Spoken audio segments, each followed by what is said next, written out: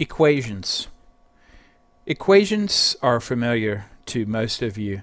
You've learned a considerable amount about equations in middle and high school. It turns out that equations are very useful for solving a variety of real-world problems. And for dynamic models, equations are essential in capturing the dynamics of natural systems, often in the form of conservation laws. Richard Feynman has a quote from his book, The Character of Physical Law, and it reads like this: "A conservation law means that there is a number which you can calculate at one moment, and then as nature undergoes its multitude of changes, if you calculate this quantity again at a later time, it will be the same as it was before. The number does not change."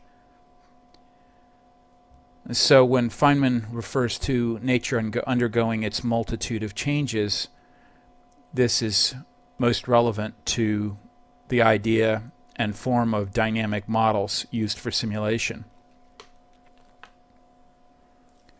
Equations are used to define dynamic processes in terms of balances by stating that one thing is equal to another over time. As something changes, there will be something that does not vary or change, and the essence of this lack of change is the basis for the equation. Now, at first this seems like a contradiction. How can you use a model that is based on something not changing to describe a physical process that is undergoing change?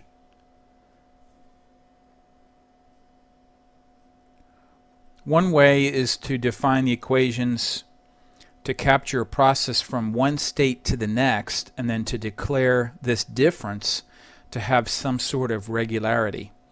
Now, this is the essence of difference and differential equations. Most equations are presented using typography.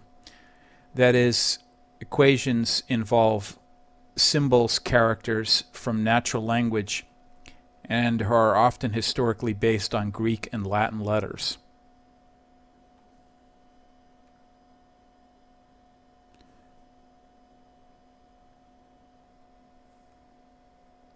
This slide overviews most of what we've just talked about, and we'll just focus in on the second bullet. Equations for dynamic models must take time into account. So that's our main concern with regard to dynamic models and using equations for dynamic models, is they must have a parameter t or some other variable that represents time. There are three equation types that we'll be discussing. The first is called difference, or difference equation. And this is where time is integer based, and this is often good for biological systems where one has periods such as hours, days, weeks, months, and years. The second type is ordinary differential, and this is identified by the fact that time is the only independent variable in these equations. Whereas with the third type, partial differential, there can be other independent variables as well, most notably spatial in terms of, say, x, y, and z, if one is looking at a rectangular coordinate system. For all of these types, we'll cover an example to illustrate the use of that particular type of equation. The idea is to see how this type of model can be used to represent the idea of change. Our purpose is not to cover ways in which the models can be executed or solved, but it is important to note that two solution methods exist: numerical and analytic, or closed form.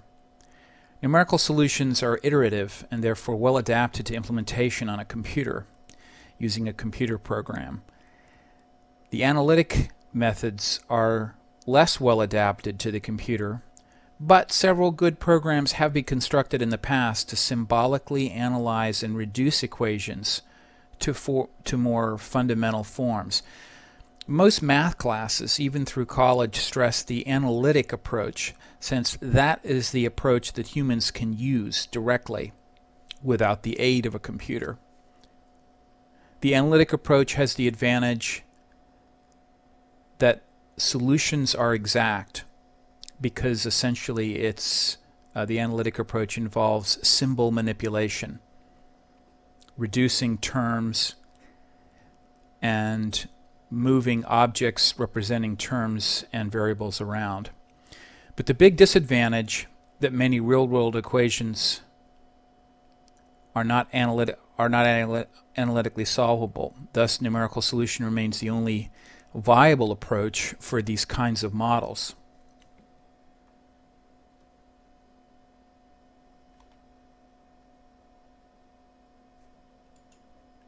We'll go over an example form of a difference equation, talk about a manual solution using something called a cobweb diagram.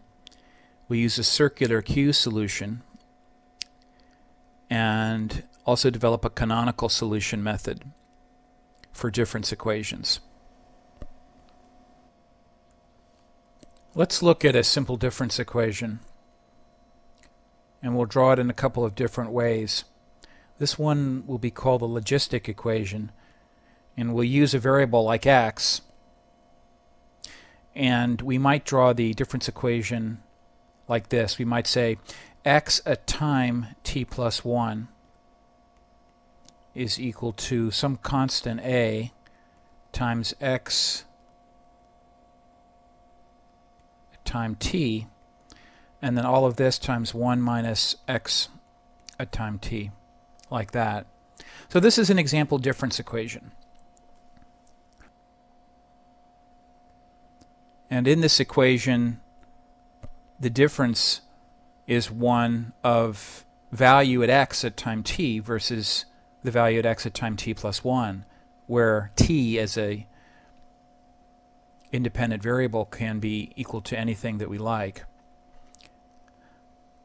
So an example then would be, if we wanted to find out what x is equal to at time 1, we just substitute t equals 0 right here, and then we would get x at time 1 is equal to a at x at time 0 times 1 minus x at time 0. So in order to solve this difference equation, we have to know what x at time 0 is. This is called an initial condition. And by doing so, then we can create x at time 1, and by then feeding x1 back into the right-hand part of the equation, we can then calculate x at time 2, and so on and so forth, obtaining x at time 2, 3, 4, as far in time as you want to go. Now, there are different notations for the same thing. Sometimes people will not put explicitly down the t parameter. They might say x is equal to ax 1 minus x. But we have to remember that our variables for difference equations have time as a parameter. So if you see an equation like this, you know that it's going to have t as a parameter. Now here's a simple way to qualitatively solve this system. What we do is we create something called a cobweb diagram, and we do that by creating a pair of axes. And this pair of axes will reflect x at time t and then x at time t plus 1, like that. Okay, and then what we do is if we take a look at this equation right here, we go ahead and plot the right-hand side, because this is the essence of the equation. So if you look at this, this is a quadratic equation. It's ax minus ax squared if we multiply ax times 1 minus x. And because we have the x squared term and an x term, we know that we're going to get a parabola as a solution. So we draw this parabola as follows. We're just going to assume that this parabola basically is going to be equal to this equation right here, ax minus ax squared. That's going to be this parabola. And then we're going to draw a line that represents y equals x. Now when I say y equals x, what I'm doing is I'm taking y over here and just saying, well, y is the same thing as x sub t plus 1. So in drawing this cobweb diagram, I've created two curves. This curve represents the quadratic equation for this expression, and then this is just the diagonal line representing the y that is y equals x. And so the cobweb method of solving the difference equation is to start at x sub 0.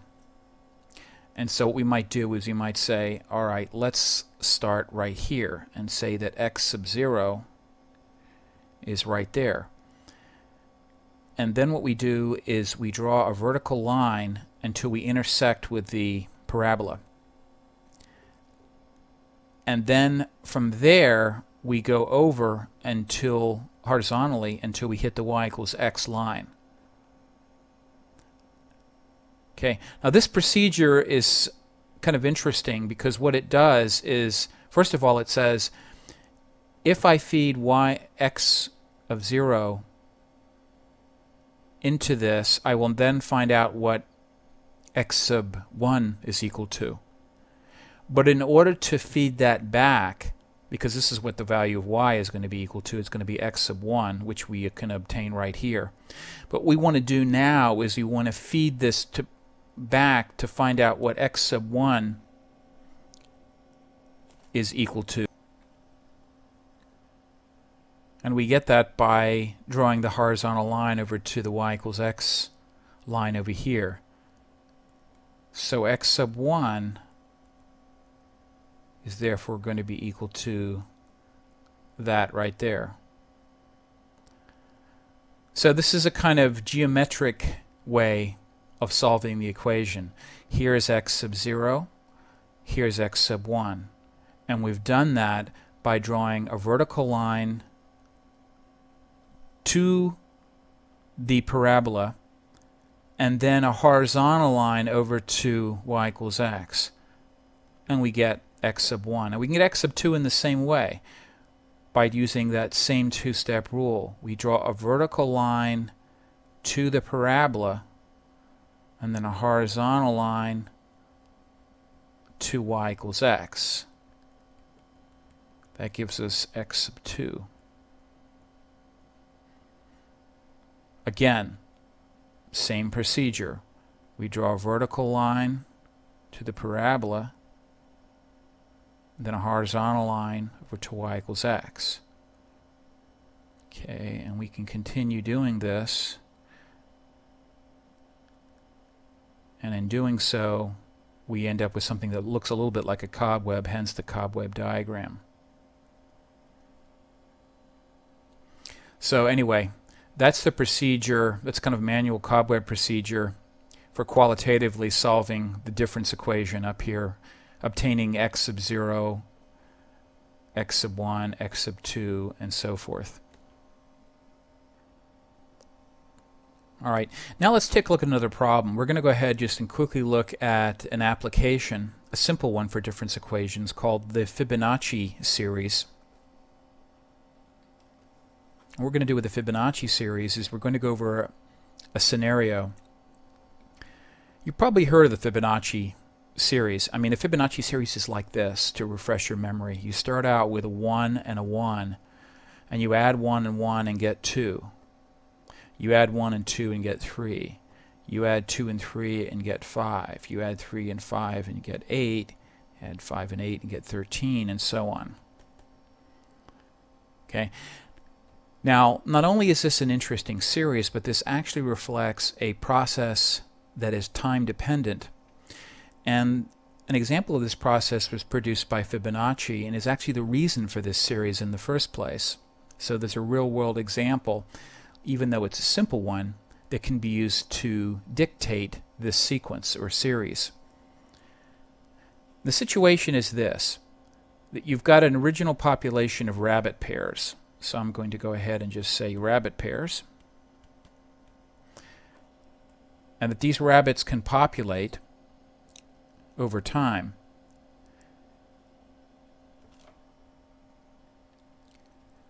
We're going to go ahead and have some simple assumptions. Rabbits never die. Rabbits can give birth only after a maturation period of 2 months. And a rabbit pair, once mature, will give birth to exactly 1 pair of rabbits each month. So given that, what we need to do is we need to come up with some sort of equation to represent the rabbit dynamics. So one way of doing this is to say, okay, the number of rabbits at time t is what? Well, it's certainly going to be equal to the number of rabbits at the previous time plus something. And we just need to figure out what that something is. So what we can say is rabbits at time t is equal to rabbits at the previous time plus however many rabbits are born at time t. Okay. Now, we can determine b of t using the definition from the very beginning. The number of rabbits born at time t is going to be equal to however many rabbits were at time t minus 2, because we have a maturation period of 2 months. So then we can rephrase this by taking the b of t out and then putting rt minus 2. And then you end up with the difference equation that represents the Fibonacci relationship that we alluded to by solving this. We take the previous 2 numbers to get the current number. Well, that's exactly what we're doing here, is we take, to get the current value at time t, we take the value at time t minus 1 and t minus 2, where t is the same index as the index that we used in order to create these numbers. 1, 2, 3, 4, 5, 6, 7. That's the ID or the index for the number in the series. And it's the same thing as t down in this equation.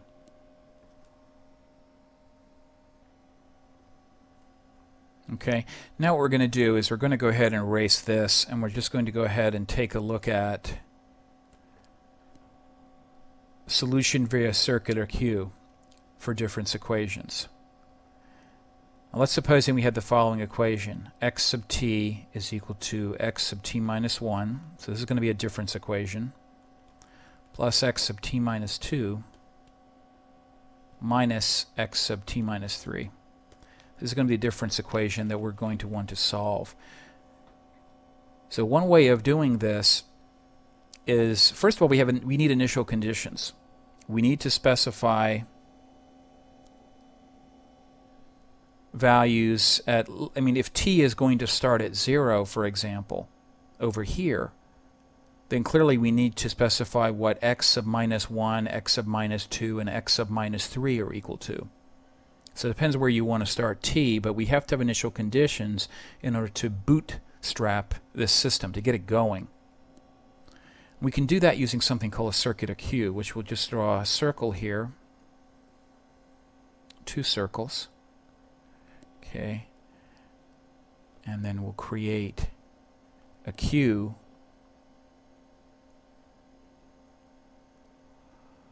that contains 4 elements, 1, 2, 3, 4. And what we'll do is we'll say, all right, let's let x sub 0 equal this element right here.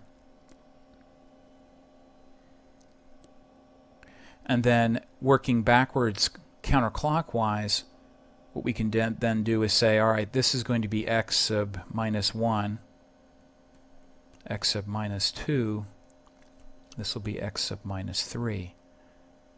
So if we want to go ahead and calculate these, we need to have some initial conditions.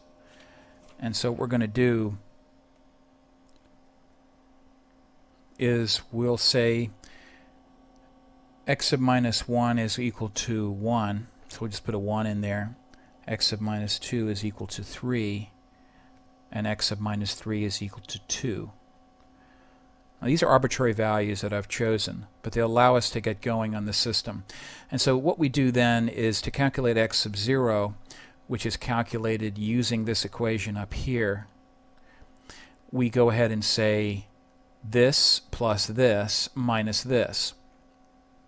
So all I'm doing is, in a kind of geometric or spatial way, I am just solving this difference equation.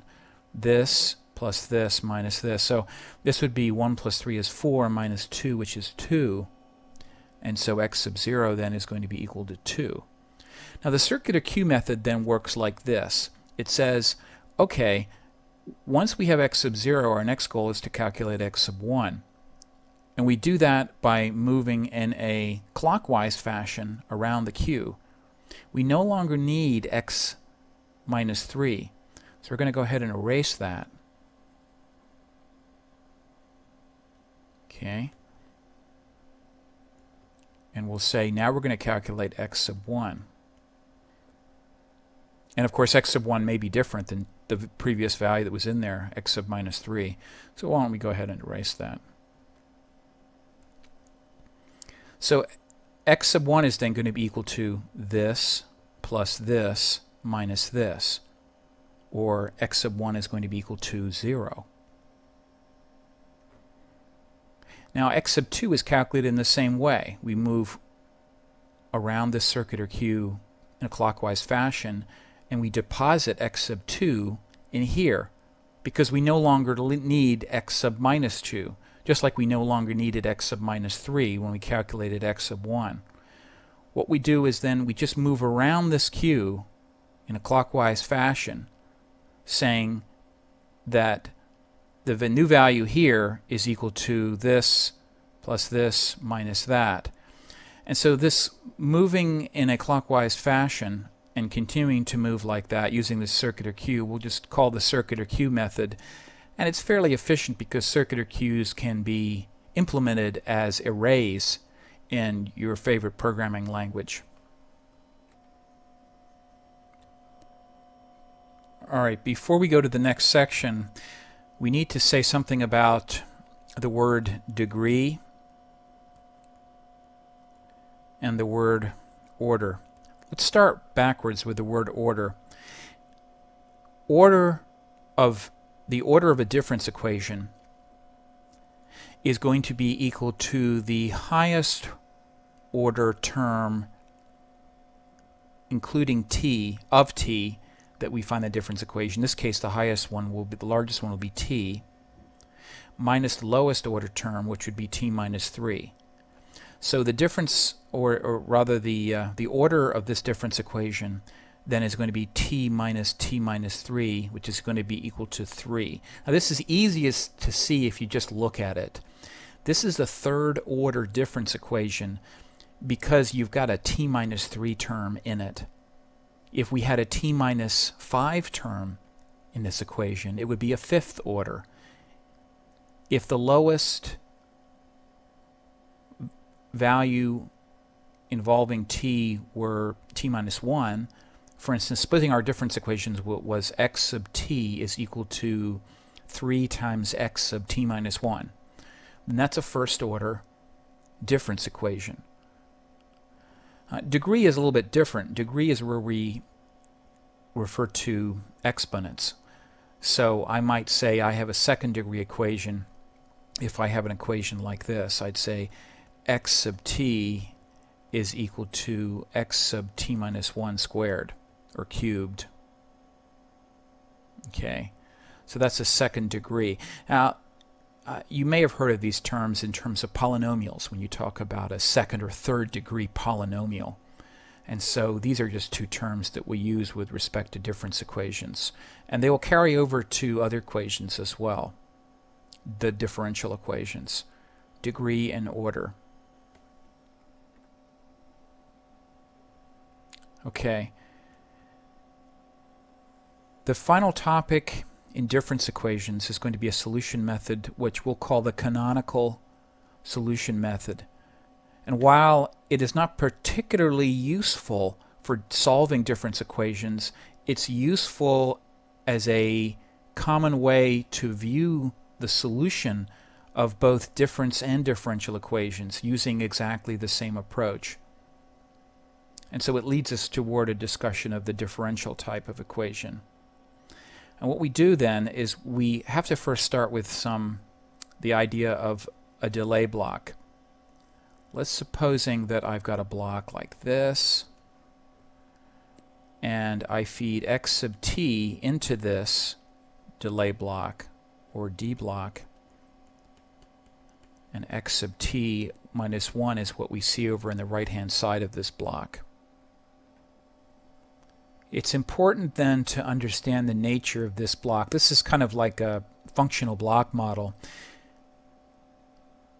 But what we're saying here is the following, that given any time, go ahead and take a time, t equals 5 or t equals 13.8. Given at any time, the value here and the value here, imagine that you have some sort of probe that can probe the value here and the value here at exactly the same time. What it says is that the value here will be x sub t, and at that same time the value here will be x sub t minus 1. Okay, that's why there's a delay difference between the left-hand side and the right-hand side, because it may look a little odd to you to see x sub t coming in the left and x sub t minus 1 coming out the right, because you may think, well, the x sub t minus 1 perhaps should be over on the left-hand side of this functional block model.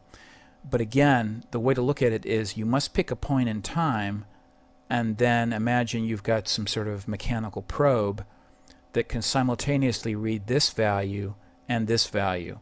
And if you have that probe, you would find out that this value would be equal to this, and this value would be equal to the previous time, this at the previous time, this being the x variable. Okay, now what we're going to do is formulate the canonical method for solving difference equations. And we're going to use this d operator. And the easiest way of describing it is to go over an example. Let's say that our example difference equation is x sub t equal to x sub t minus 1 times 1 minus x sub t minus 2. This is kind of a second order logistic equation. So what we do in this method is we need to convert this second order equation into a series of first order equations. And that's what the canonical method does, is it takes an nth order difference equation and turns it into n first order difference equations. It turns out that's a useful method in solving the equation. Now, our first approach in doing this is going to be to do variable substitution, to create new variables. So what we'll do is we're going to create an x1. We're going to say x1 is equal to x sub t minus 1. And we're going to just create one more variable. x2 is equal to x sub t. Now, to give you the rule, if you had a difference equation that had the lowest term involving t was x sub t minus 5, then you would start out with x sub 1 is equal to x sub t minus 4. And then you would proceed to create new variables x sub 2, x sub 3, and so forth until you got up to x sub t. So that's the rule for creating new variables, is that you look at the order and then you create substitution variables based on the lowest term of t and put them as such. So if we had an x sub t minus 10 in our equation, and that was our lowest value of a term involving t, then x sub 1 would be equal to x sub t minus 9. And we create as many variables as needed, x sub 2, x sub 3, and so forth, in order to get to x sub t, on the right hand side. Okay, so this would be our variable substitution, or creation of, so I'm just going to go ahead and say substitution. Now we're in a position to write out the equations in first order form, again where this is in second order form. And we do this by using this following kind of template. We say x sub 1, which we defined as follows, is equal to d, which is this operator up here, x sub 2. Well, first of all, is this right? Well, what is x sub 2? X sub 2 is equal to x sub t, and if we do a delay on x sub t, then we would end up with x sub t minus 1. So that seems right. And then we say, okay, x sub 2 is equal to a dx2 1 minus d x1. So this is our substitution, and these are our new equations. And we're going to call this the canonical first order form for the difference equation that was specified. Note that we have two substitution variables and we have two equations, and we had a second order difference equation. We get exactly the same approach. If we have a third order approach, then we'd have three substitution variables, starting with x sub t minus 2 over on the right hand side. And then we come down here to list the equations. We'd have x sub 1 is equal to capital D of x sub 2. Then we'd have x sub 2 is equal to capital D of x sub 3. Again, I'm saying if this equation up here were third order. And then coming down here, we'd have x sub 3. And that's where the last equation, if you look at it, the last equation in the equations that are listed here is going to be the equation that matches the form of the equation up here. But on the right-hand side, you will only require terms involving capital D. You notice that I don't use x1 and x2 by themselves anywhere here. I can use this capital D on the right-hand side. Let's now go over a simple method for numerical integration called Euler's method. The purpose of this method is to solve equations numerically. There are many other methods, and most of them are better than Euler's method. Most of them are a little bit more involved. And the other methods include, say, backward Euler and Runge-Kutta methods. However, this is sufficient to get a feel for the solution, where solution is not our primary goal in this lecture, but rather just to introduce the forms of these different sorts of equations. The easiest way to describe the approach to solving using Euler's method is to go over this equation, which is our equation to do the Euler integration, but to show it graphically. Euler's method then starts out with we're going to just assume that we know the solution. Now may seem absurd, is that the whole purpose of any method for numerical integration is to determine the solution iteratively and forward in time. But we need to draw, say, a hypothetical curve representing the solution of x sub t just to demonstrate the method. So in actual fact, we do not know that the curve actually looks like this, but we'll see what's going on in a few seconds and why we drew this. So we'll just say that this is the hypothetical solution curve, or x sub t. And then what we're going to do is we're going to pick a t sub n, which is going to be equal to one of our times. This t is equal to some value of time. It could be 5.89 or 100,000.358. It can be basically anything that you want. We're just going to say, let's assume that this is t sub n, and then at the very next time interval, we'll say that this right here is going to be t sub n plus 1. So this is going to be what we call our delta t. For difference equations, delta t equals 1. But for differential, we can have arbitrarily small values for delta t. Okay, now what happens is with a differential equation, we're going to know the slope at this part of the solution curve. So we don't actually know this curve as we stated before, but we do know the slope, because that's essentially what the differential equation does, is it says here's an equation to determine the slope, or the first order with respect to t value of x. Okay, so now that we know this slope, let's just draw a dashed horizontal line over here and come down like this to Tn plus 1 minus 1. Then we're going to have a delta value right here.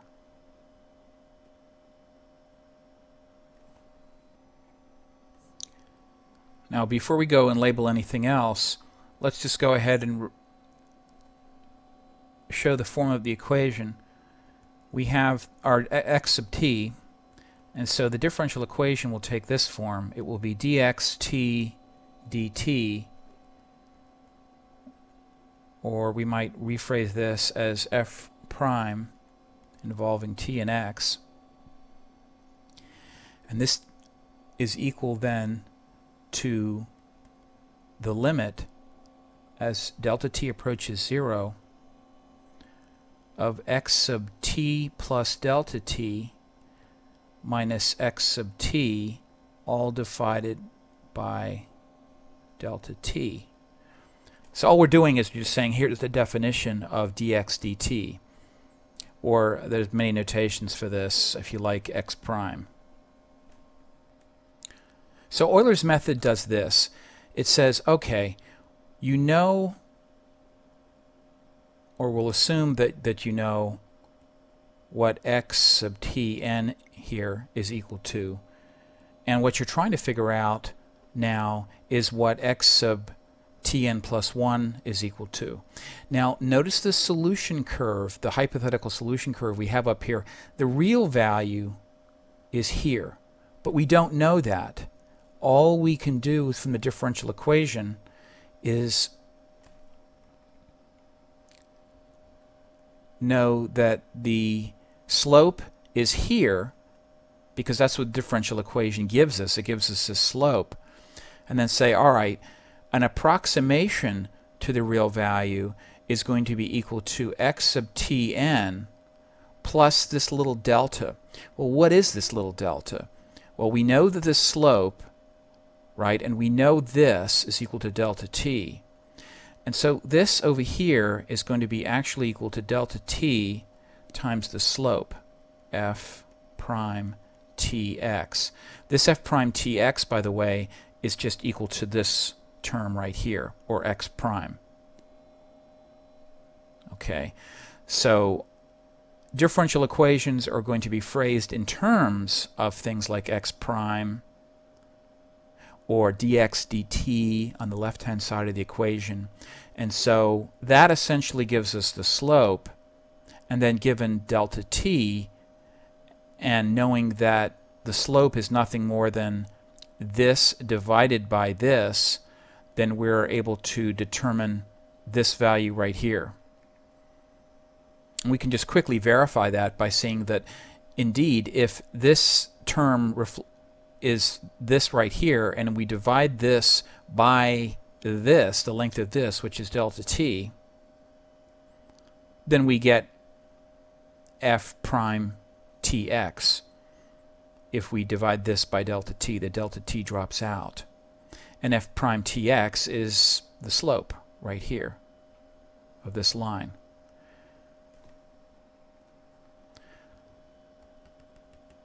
So this is the real value of x sub tn plus 1. But this value right here is going to be equal to the approximation. So I'll just put approx right here. So this is the approximation of x sub tn plus 1. And up here, this is the real value. So now we can see why I drew this curve, is that assuming that this is the real curve, this gives you some idea of the error that you can get in numerical integration. So this is the error. Now if delta t is made smaller, if tn plus 1 is shoved over here to the left, closer to tn, you can see that, gee, we would get a much closer value. I mean, if tn plus 1 were right here, then we'd say, okay, we'd be able to say that this is the value at time tn plus 1. So we're going to go ahead just for the hypothetically and just remove that right there. We'd see that we get ever closer to the real value, because now as we would hop forward in time, you'd get this value right here instead of the real value, which is right here on the curve. And then if we move from tn plus 1 to tn plus 2, we would move in smaller values, which would keep us that much closer to this real solution line for x sub t. Now as we move forward from numerical integration, this leads us into the type of equation called the ordinary differential equation. And the ordinary differential equation, in a way, is very similar to the difference equation, the main thing being that the difference can be infinitesimally small. Now, it is worth noting that in practice, it isn't really infinitesimal, because most models, which include equational models of the differential variety, are valid with respect to a certain range in nature, and that if you indeed get down too small, you may find that the physics have changed a little bit, and if the physics change, then the laws change, and you may need to take other kinds of forces into account in your equations.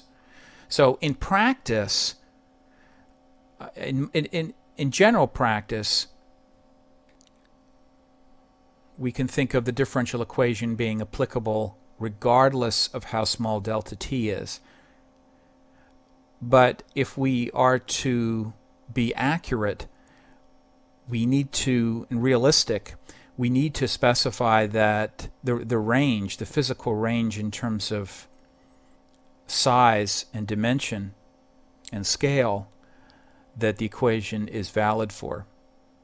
But in any case, what we're going to do is we're going to go over an example form for a differential equation, then the canonical solution, which will perfectly mirror the canonical solution used for the difference equation, which is why we introduced that. And we'll give an example of the Lotka-Volterra predator-prey model as an example differential equation used to encode dynamic models. Differential equations are expressed with variables and functions, much like any other equation, except that they have a particular term, and in its first order form might look like this. There are different notations for the same thing. So for instance, we may see dx dt like this, which means the derivative of x with respect to t, and we also might find a notation like this. So I'm just going to use an equivalence sign right here and say that sometimes a quote is used, or from Newton we actually get this notation occasionally, which you may see used. And so depending on the notation that you find, they pretty much mean the same thing, dx dt, x prime, or x dot. And we might have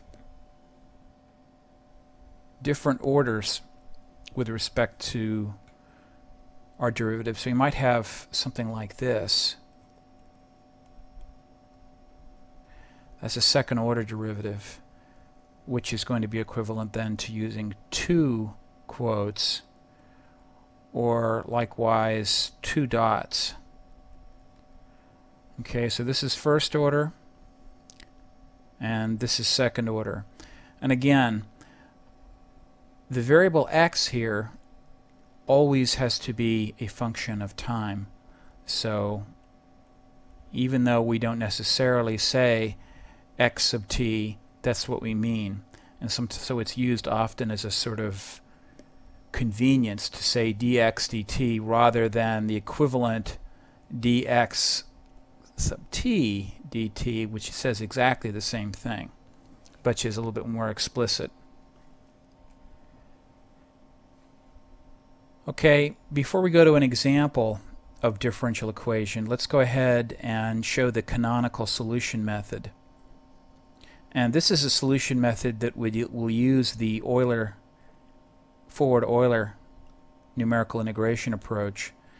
Let's go ahead and have the following differential equation. Again, it's just going to be a combination of variables and their derivatives and constants and signs and functions. So we'll say x triple prime plus x prime is equal to 2. This is my differential equation. So I'll put that down here. Now it's clearly different than a difference equation because difference equations had things like x sub t minus 1, x sub t minus 2, x sub t plus 1, x sub t plus 2 as terms inside the equation, whereas a differential equation has notations like this, or perhaps as we've specified up here, like this. Now, how do we use the canonical method? Well, it turns out the canonical method for solving differential equations is very close to the canonical method we came up with for difference equations. What we do is we first have to do a substitution of variables. A substitution of variables that we do for this one is we say x1 is equal to x, x2 is equal to x prime, and x3 is equal to x double prime.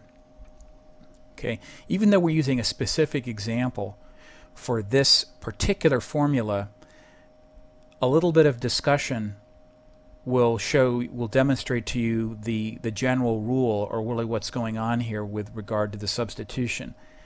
What you want to do is you want to find the highest order term in terms of derivative. In this case, this is a third order differential equation. And you go ahead and just assign variables x1 is equal to x, so you always start at x. If you recall with the difference equation, if we had a second order, we'd start with x sub t minus 1. Well, the rule for differential equations is you always begin x1 as x, but then you continue to an order which is 1 less than the order of the equation. So we go to x double prime here. Okay, so if we had a first order equation, then we would have only needed to say x1 equals x. But actually in a first order equation it's already in first order form, and so this whole canonical approach to putting equations in first order form would be unnecessary. For a third order equation like this one, we have 3 substitutions, just as we would for a third order difference equation. Now we can go ahead now and proceed to write out the set of 3 first order differential equations.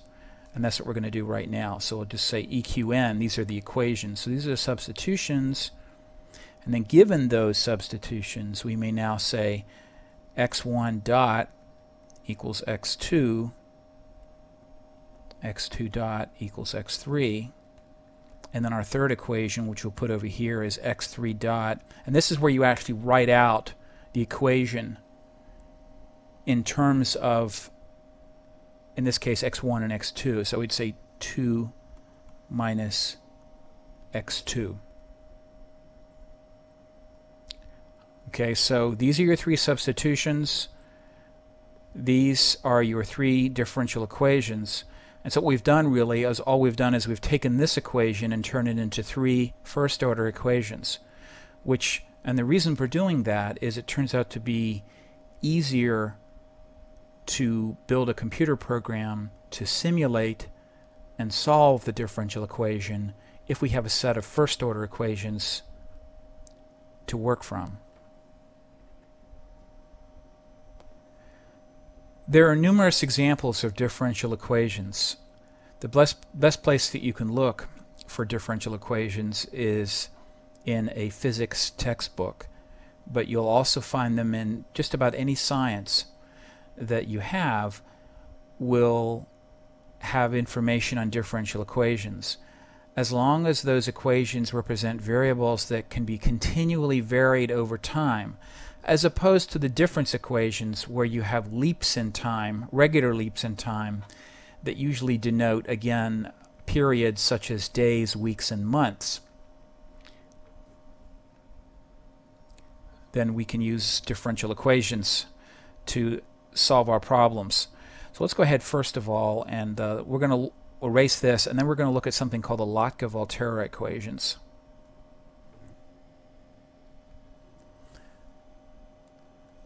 So the Lotka-Volterra equations, just one example of some equations that you will not find in a physics textbook, because these equations relate to population dynamics, and so would most likely be found in a book on mathematical biology or biological dynamics or some such thing, or perhaps even a book on ecology. Okay, so what we're going to do is we're going to take two variables. We're going to take x1, x2, and in this case we're not so much interested in breaking these down into first order equations. That isn't our purpose here. Our purpose is to just specify what the equation is and what it means in terms of this application. So we're going to say that x1 is going to be equal to prey, and x2 is going to be equal to predator. And what I mean by that is that x1 is going to be equal to the number of animals that are regarded as prey, and the number of animals that are regarded as predator is going to be x2. Both of these, like every differential equation, are either implicitly, like this one is with respect to time, or explicitly. Most often you're going to find that people leave out the t, okay? And you just have to remember that all of your variables have t as a parameter. So I'm just going to go ahead and erase that again, but keep that in mind, that they all have t as a parameter. All right, so these are also called, this is also called, say, a predator-prey relationship. And what we're trying to do is come up with some equation that represents the dynamics of the predator and the prey. And clearly the predator is going to kill the prey, and the prey is going to, each is going to be populated by the dynamics of death and birth and interaction. So Lotka-Volterra equations are a very simple model for the interaction of predator and prey. And for predator and prey, you can pick a lot of different examples. You might pick, the classic one might be an African one, that the predator is a lion, and the prey, that's population of lions, then would be x2, and the population of prey might be a gazelle. Okay, so this is a classic ecological situation with predator population and prey population. The Lotka-Volterra equations look like this then. You get x1 prime is equal to k1 x1. I'll explain these terms in a second. k2 x1 x2, and then you have a second equation, x2 prime is equal to k2 x1 x2 minus k3 x2. Okay, that's a minus sign right there. So these are your two equations for the Lotka-Volterra system. And we can see that this is not a linear model because it's got this term x1 times x2. A linear model is going to be one that has non-interacting variables in the equation. That is x1, x2, x3, and so forth without any interactions. Now the way to read this, if you're going to take and read this in English in some way, you would say that the rate of prey, that is the rate of growth, the rate of change, because this is x1 prime, the rate of change in the prey population is going to be proportional to the number of prey. So this is going to be kind of a birth term for the prey, okay, minus the interaction rate with the lion. Now, using multiplication is one way of coding up the concept of interaction between species. It's not the only way. There may be more complicated expressions that are more valid, but in any case, this is a simple and effective method. Now, these K1 and K2 then are just rates. Like, for instance, K1 might be a rate associated with birth and is often a constant. So that's why we use the letter K. Now, if you've got a death term right here due to the interaction with a lion, we're going to say that that same interaction is what keeps the lions going, so that the rate change of the predator, the lion, is in proportional to the interaction, which is really what keeps them going rather than their own particular birth rate, minus K3x2. So here what we've done is we've said that the death rate of the lions is independent of the gazelles. The gazelles don't kill the lions, but the lions just die off at some particular rate that is denoted by K sub 3. So this is just one example of differential equations. One of the things that's useful to keep in mind whenever looking at any of these equations is that the individual terms and variables generally have meaning in natural language. And it's those natural language concepts and denotations that enable us as humans to better read the equation. Because if we take a look at the equation as it is presented right here, it's somewhat difficult to understand and to remember. And so biologists and physicists and scientists and engineers who use equations don't really think of them so much in terms of the individual variables first. First, the way they think about them is in terms of what the term means conceptually and perhaps from a natural language context. So this is why, for instance, I said, well, this is a birth term and this is an interaction death term. So I might call this the interaction term right here.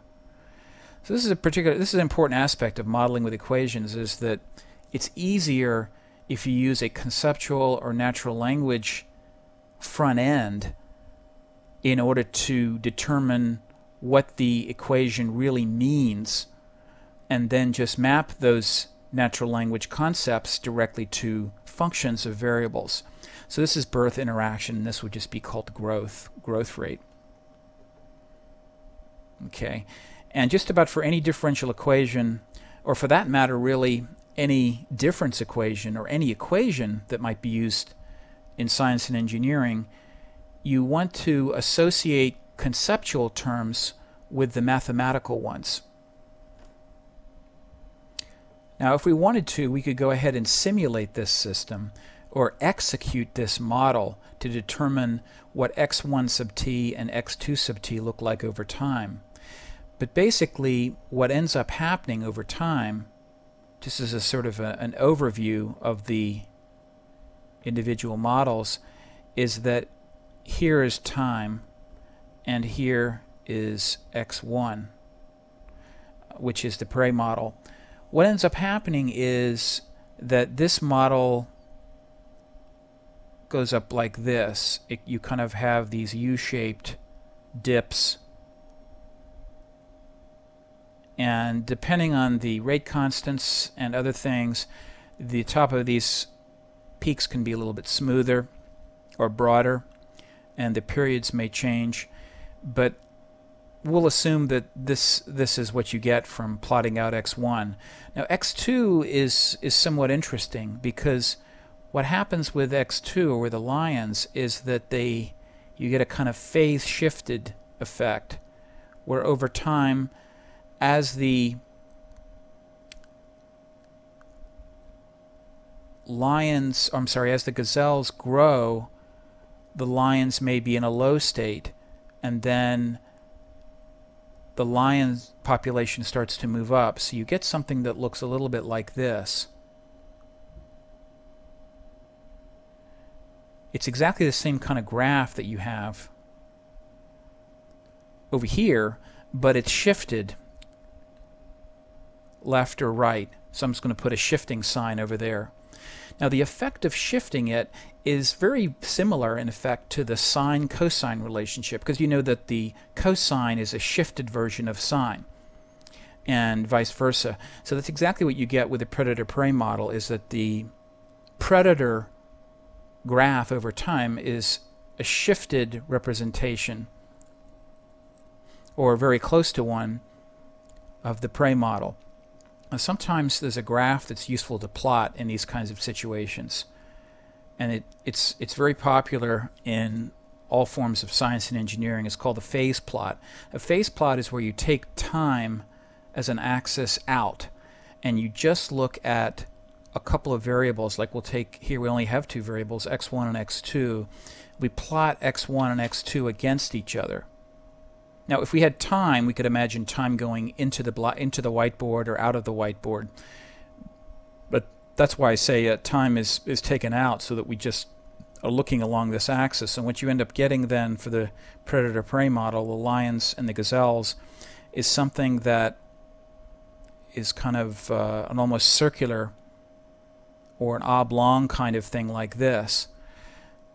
And it shows really that this is kind of a stable population or stable ecology, where the lions and the gazelles are in a stable situation. Now if they would really be in a stable situation if, for instance, there was a single dot right here, where for whatever reason the dynamics were such that x1 and x2 were almost constant or very nearly constant. And so stability is denoted in the phase graph by the shape of the geometry that's used to create the phase portrait itself. And so this almost circular thing is one type of cyclic stability.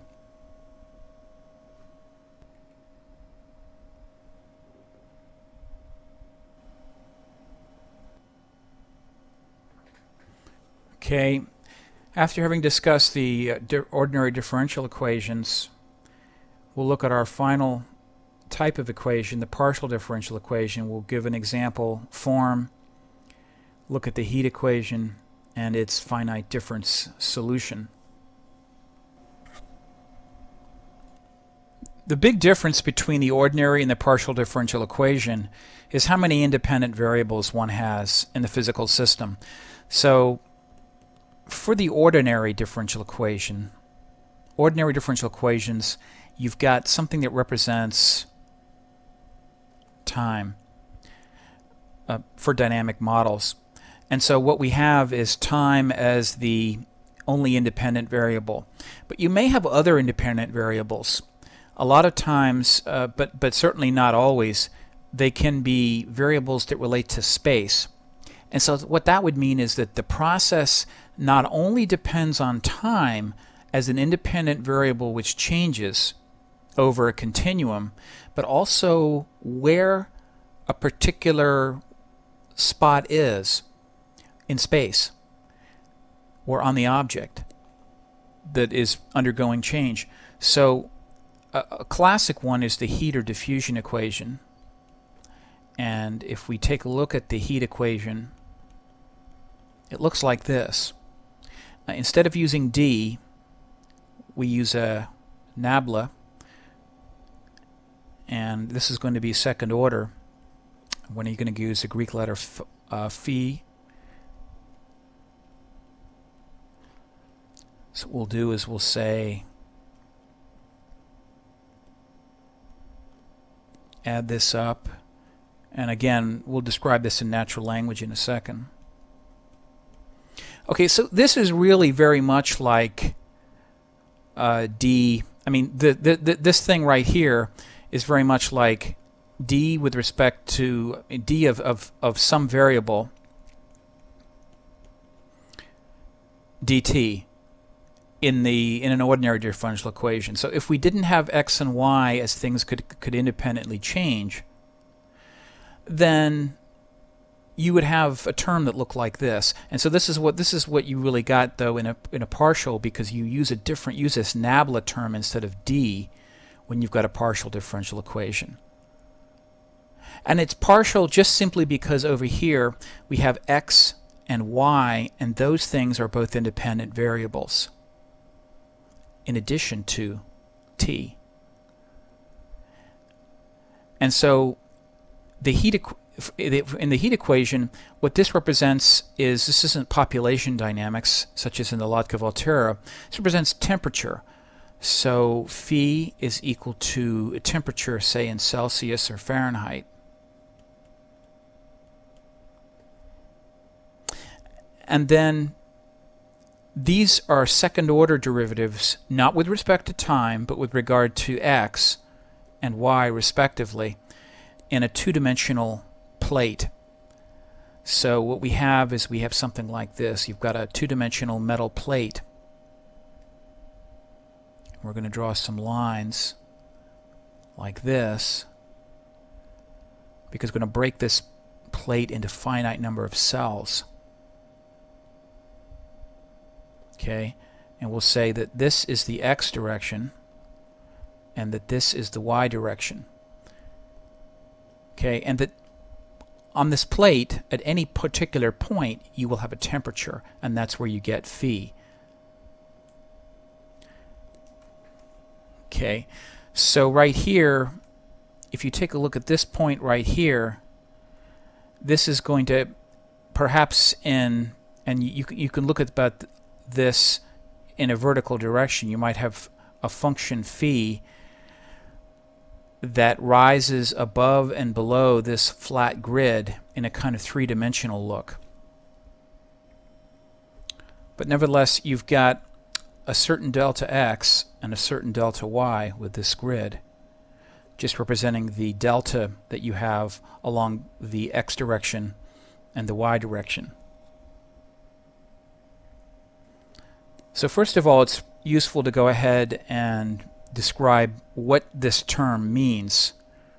Well, in order to look at what it means, we need to first look at what the first order form means. So let's go ahead and take a look at this term right here.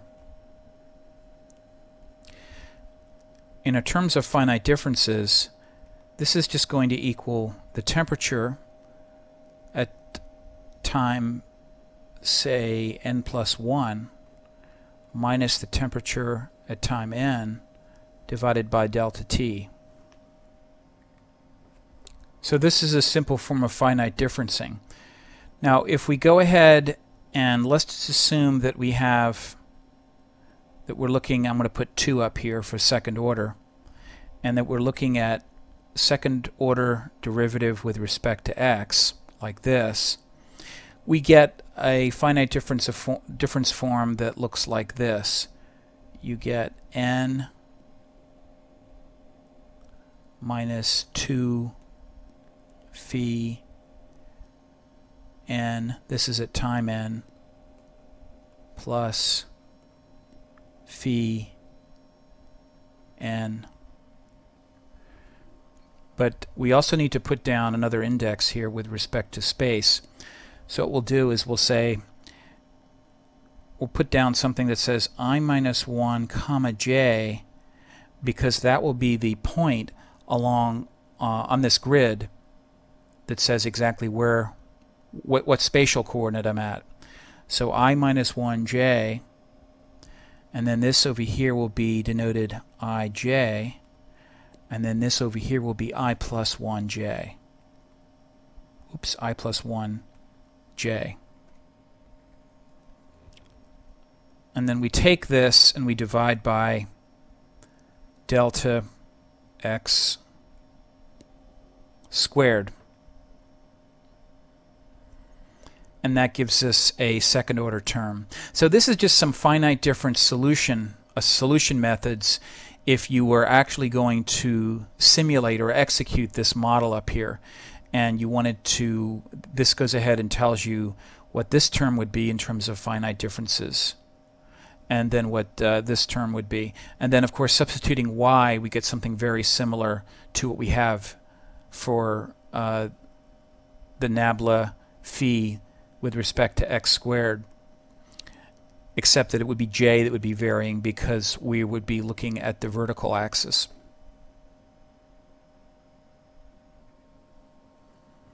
As a note of interest, mathematicians have come up with many different notations for phenomena, and so it's worthwhile that noting that instead of seeing this particular formation, a lot of times people will show a formation that looks something like this. They'll show what appears to be an upside down delta like that.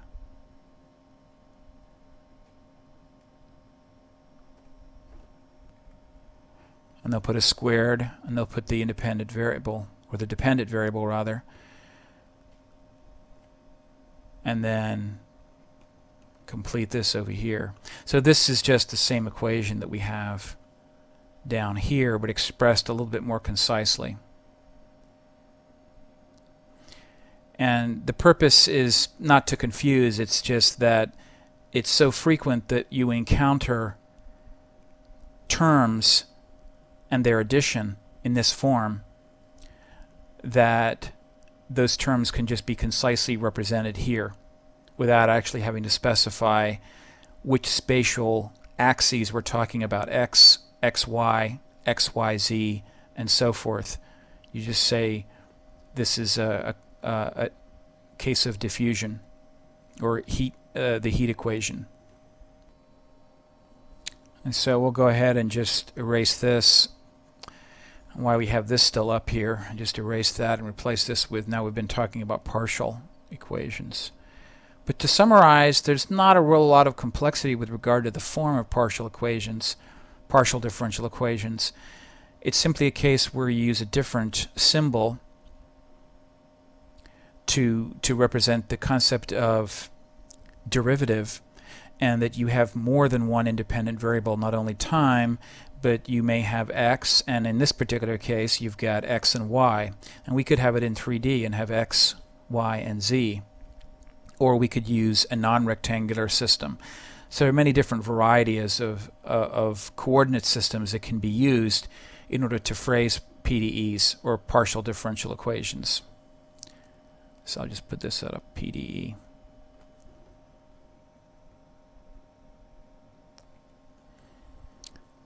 And then the last thing to note here is really, how does this relate to the heat equation? What exactly is going on here?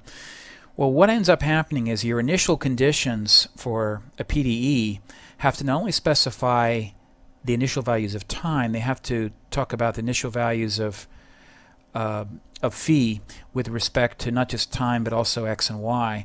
So what you might do is you might start out the plate at time 0 by heating it up.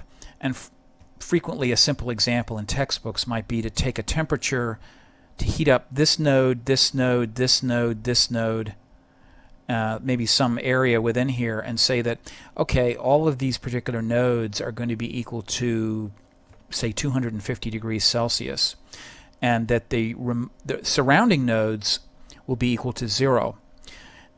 Okay, so that would be initial conditions in order to set up the metal plate and its temperature in a particular area at time 0.